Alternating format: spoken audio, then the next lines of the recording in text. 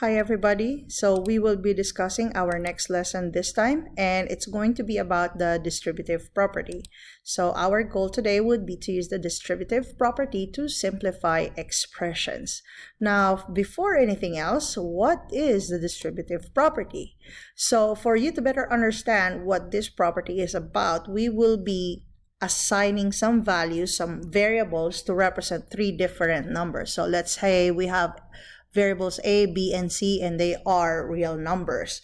So how the distributive property works is that if you have two numbers that are added together and you have a multiplier, it simply says that the answer to this will be the same as adding the product of the multiplier and each of the addends, okay? That is why it's being called distributive, from the word distribute. So what happens is the multiplier gets distributed to each of the addends. So A times B, that's the first part there.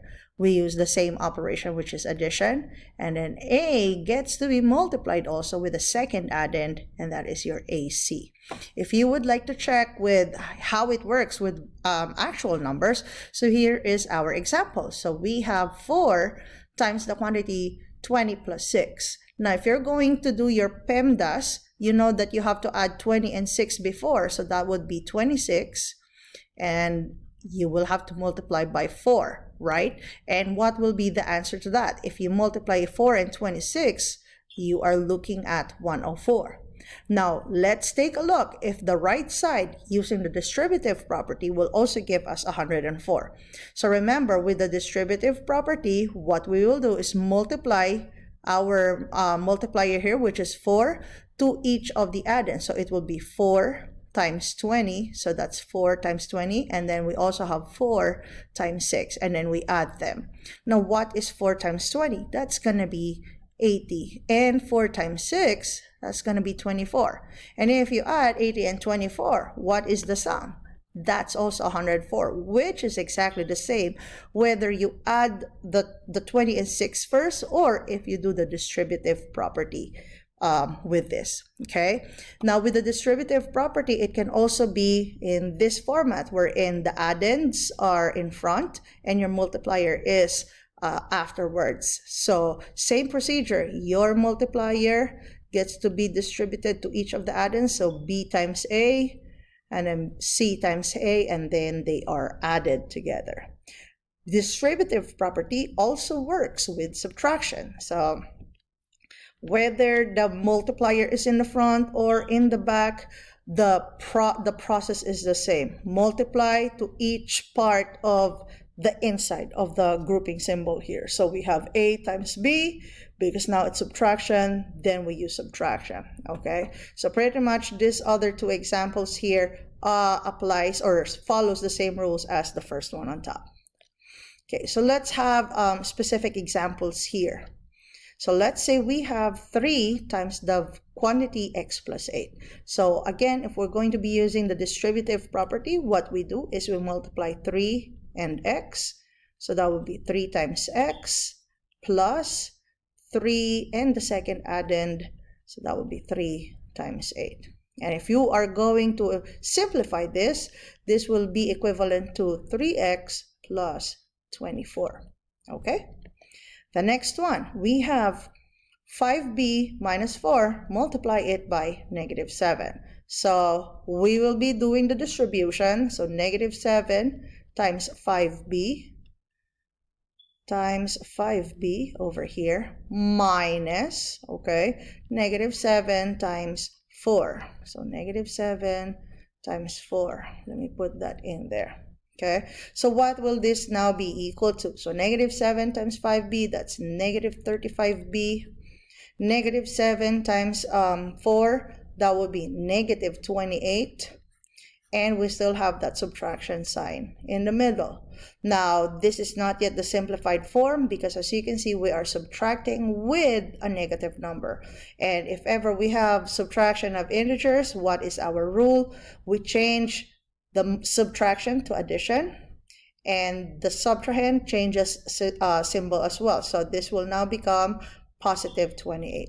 And so rewriting the whole thing, this will be 35b plus 28. Okay, now the distributive property can also be applied with fractions. So how will it work out with fractions? So for example, in this case, fraction expression, we have f7x plus 2 over 1 over 5. Now, if you are going to take a look, we have a fraction. This could actually be written as 1 over 5 times 7x plus 2. Okay, remember, if you have a numerator of 1, it gets multiplied to the expression, and so as you can see, there is no more number 1 multiplier here in the front. And as you can see, this looks exactly like our distributive property, wherein we can have 1/5 times 7 over x, so that will be 1/5, 1/5 times 7x, and then we still have that plus sign, and then we multiply 1/5 with the second addend, and so that's going to be 1/5 times 2. Okay, now you can combine them. Remember, if your numerator is a 1, whatever you're multiplying, it just goes to the numerator part. So in this scenario, this could be written as 7x over 5 plus, this is our multiplier, 2 times 1, that's going to be 2 over 5. So as you can see, it looks exactly as if you split up your numerator and gave them individual denominators. So as you can see, 7 over 5 plus 2 over 5. Okay, so try to work out on these other examples here. Go ahead, try them. So you should be getting this expressions, 1 over 6 times 3x minus 4 over 6. The other one would be 1 over 12 times 5x plus 1 over 12 times 7. All right, so let's have an example word problem. Oops, sorry, my bad. I thought it's a word problem already. So what if our multiplier is simply a negative symbol? So as you can see in this example, so if you have the negative symbol, the minus sign in front of a group, that is just the same as a negative 1, and so you can distribute negative into the group. So as you can see here, we have negative times positive 2y, that will become negative 2y. Okay, negative times negative 3x, okay, that will become positive 3x. Okay, so that's 2y, negative 3x could become positive 3x. So this is the example that this is the word problem that I was talking to you about. So we have sandwiches that cost $4.95 each. What's a total of 8 sandwiches? Now we got to use mental math. Now, at first glance, you would say that, oh, it's just simply 8 times $4.95. But then you cannot do a mental math on that. So how can we get the answer easily without actually using a calculator? Now remember, we just learned about the distributive property, and so what we will do is we can rewrite 495 as either a sum or a difference of two numbers that we can easily use for distributive property. Now you would see that 495 is just the same as $5 minus how many cents? 5 cents.